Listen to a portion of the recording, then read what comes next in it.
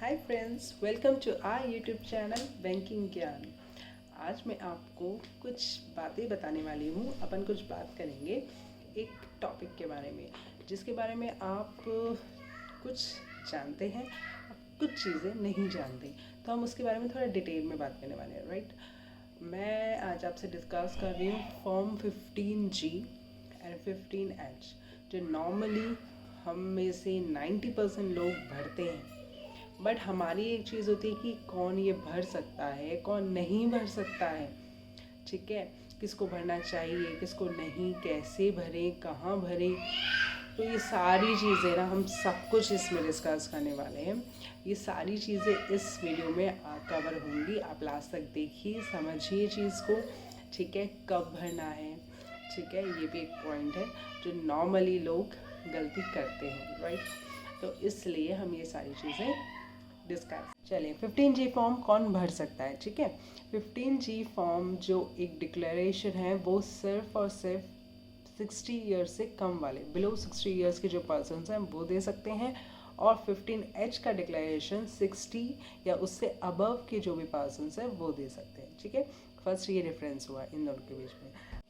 ठीक है, अब बात करते हैं कौन भर सकते हैं। कौन मीन्स रेजिडेंट्स ऑफ इंडियंस, जो भी इंडियंस हैं वो ही इसको भर सकते हैं। अब बात आती है कि देखो, मैं आपको शॉर्ट में बताती हूँ, है ना, सिंपल वे। मेरा किसी भी बैंक में बहुत सारी एफडीज़ हैं। ठीक है, मैंने एफडीज़ कराई बहुत सारी, क्या, एक दो तीन, कितने भी। मेरी किसी बैंक में एफडीज़ हैं, उसमें मुझे इंटरेस्ट इनकम आती है। ठीक है, उसमें जो भी मैं इंटरेस्ट कमाती हूँ उसको हम इंटरेस्ट इनकम बोलते हैं। फाइन, अब बात आती है कि इंटरेस्ट इनकम जो मुझे अर्न होती है वो इंटरेस्ट इनकम पे मुझे टैक्स ना कटे, मतलब बैंक उस पर टैक्स ना काटे, इसलिए मैं 15G या 15H भरूँगी। समझ में आ गया। 15G या 15H फॉर्म एक बंदा क्यों भरता है, वो ये कन्वे करता है बैंक को कि मेरी इनकम जो इंटरेस्ट से मैं कमा रहा हूँ वो टैक्सेबल नहीं है, इसलिए मेरा टैक्स ना काटा जाए बैंक के द्वारा। फाइन, तो इसके लिए जो गवर्नमेंट ने गाइडलाइन करी है उसके हिसाब से आपकी इंटरेस्ट इनकम, अगर 15G आप भर रहे हो तो आपकी इंटरेस्ट इनकम 2.5 लाख तक होनी चाहिए। और अगर आप 15H भर रहे हो तो 7 लाख तक अगर आपकी इंटरेस्ट इनकम है तो आप ये दोनों फॉर्म फिल कर सकते हो। मतलब जो भी आपके लिए एप्लीकेबल है वो फॉर्म आप फिल कर सकते हो। ठीक है, और 2.5 लाख अगर आप इंटरेस्ट इनकम कमा रहे हो तो उतना ही आपकी टैक्सेबल इनकम भी अगर 2.5 लाख है, 2.5 लाख तक है, तो आप 15G भरिए। और अगर आप टैक्सेबल इनकम 7 लाख तक है तो आप 15H भरिए। ठीक, तो हमें यहाँ तक समझ में आ गया कि कौन ये भर सकता है और क्या, कौन सा फॉर्म भरेगा। ठीक है, कौन कौन सा फॉर्म भरेगा। ठीक है, अब देखो, 15G देने का मकसद आपका क्या था कि आप बैंक को ये कन्वे करें कि आपकी जो इनकम है वो टैक्सेबल नहीं है। ठीक है, जो मैं इंटरेस्ट कमा रहा हूँ वो टैक्सेबल नहीं होनी चाहिए, दैट्स वाई बैंक उसका टैक्स ना काटे। फाइन, तो इस चीज़ के लिए आप श्योर होने चाहिए।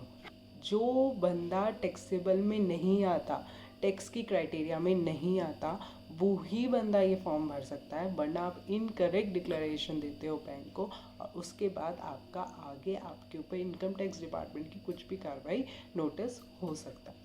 दैट्स वाई अगर आप टैक्सेबल इनकम में नहीं आते हो तो ही आप 15G या 15H का फॉर्म फिल करिए। ठीक है, समझ में आ गया अच्छे से।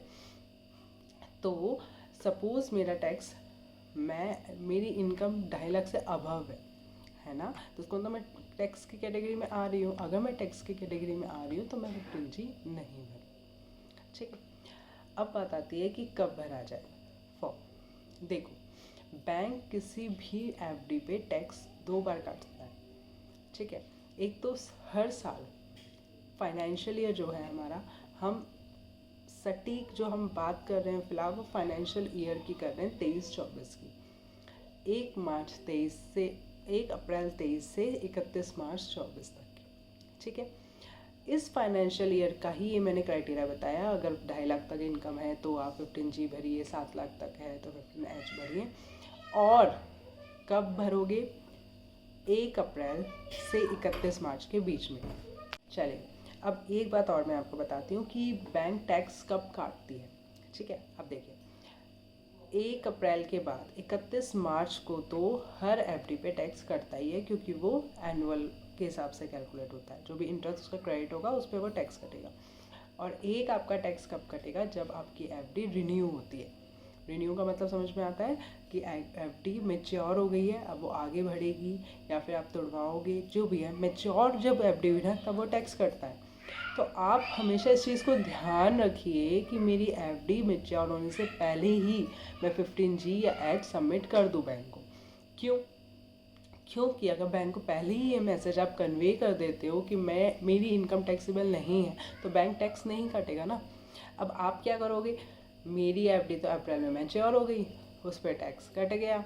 अब आप मई में जाके अगर 15G दे रहे हो तो उससे आगे वाले के लिए हुआ वो। अब जो अप्रैल में कट गया उसका तो बैंक कुछ नहीं कर सकता। फिर आप आगे ITR फाइल करोगे, फिर रिटर्न लोगे, वो एक लंबा प्रोसेस है। तो इट्स बेटर कि आप पहले ही सबमिट करें। और सबसे बेस्ट टाइम है सबमिट करने का अप्रैल का महीना। आप फाइनेंशियल ईयर के स्टार्टिंग में कर दो ना सबमिट, तो आगे आपकी जितनी एफडी मैच्योर होंगी उस पर किसी पे भी टैक्स नहीं कटेगा। ठीक है, आई थिंक ये चीज़ कन्वे हो गई है बहुत अच्छे से। तो हमेशा 15G या 15H का प्रॉपर जो फॉर्म होता है वो भर के आपको बैंक में देना होता है। ठीक है, अब 15GH फॉर्म में ऐसा कुछ ज़्यादा नहीं होता। आपका नेम भरेगा, आपका पेन नंबर आपके अकाउंट में अटैच होना चाहिए। ये चीज़ ध्यान रखिएगा, क्योंकि इन केस आप टैक्सेबल हो या नहीं हो ना, बैंक बाय डिफ़ॉल्ट 10% काटेगा अगर आपका पेन नंबर दिया हुआ होगा अपने अकाउंट में, और अगर आपने नहीं दिया हुआ ना तो 20% कटेगा। तो इट्स बेटर आप पेन कार्ड सबमिट करें। ऐसा ना सोचें पेन कार्ड दे दूंगा तो मेरा टैक्स काट लेगी बैंक, ऐसा कुछ नहीं है। अगर आप टैक्सेबल में नहीं आते हो तब ITR फाइल करके भी रिफंड ले लोगे, फाइन। आप ITR में शो कर पाओगे आपका टैक्स जो कटा है। पर अगर आपने पेन कार्ड नहीं मेंशन करवाया ना, बैंक में पेन कार्ड अटैच नहीं करवाया, तो फिर आपका जो टैक्स कटेगा वो चला गया, फिर आप उसको रिफंड नहीं ले सकते। ठीक है, तो इस चीज़ का ध्यान रखिए हमेशा। तो जो फॉर्म होता है 15GH का वो ऐसा कुछ नहीं होता। उसमें आपका नेम होगा, आपका फाइनेंशियल ईयर लिखना है आपको 23-24, आपको लिखना है अपना पेन नंबर, ठीक है, और आपकी जो भी एफडीज़ है ना, एफडी का अकाउंट नंबर लिखिए, और उसमें जो इंटरेस्ट एक्यूमुलेट होगा आपका वो लिखिए। बस ये मेंशन करवा दीजिए, साइन करें अकाउंट में जो है और बैंक को दे दिए। उसके बाद आपका काम ख़त्म, पूरे साल की टेंशन ख़त्म। पूरे साल में जितने भी आपकी एफडीज़ मैच्योर होंगी वो सारी ऑटोमेटिकली उससे लिंक हो जाएंगी और आपका टैक्स नहीं कटेगा। ठीक है, तो चीज़ों को समझिए, उसको जानिए, उसका मतलब जानिए, फिर उसको करिए। ठीक है, तो 15GH बहुत अच्छी चीज़ है। आप सबमिट करिए। अगर टैक्सेबल नहीं है तो फालतू में टैक्स मत करो। ठीक है गाइस, आई होप मैंने आपको पूरी जानकारी दे दी है। इसी तरह से हमारे साथ बने रहिए। ठीक है, हमारे साथ रहिए, हमारे चैनल को शेयर कीजिए, सब्सक्राइब कीजिए, लाइक कीजिए, ताकि और जो लोग भी जानें इसको और लोग भी समझें, और नई नई जो अपडेट्स हैं वो आपको मिलती रहे। Fine guys, okay, bye bye.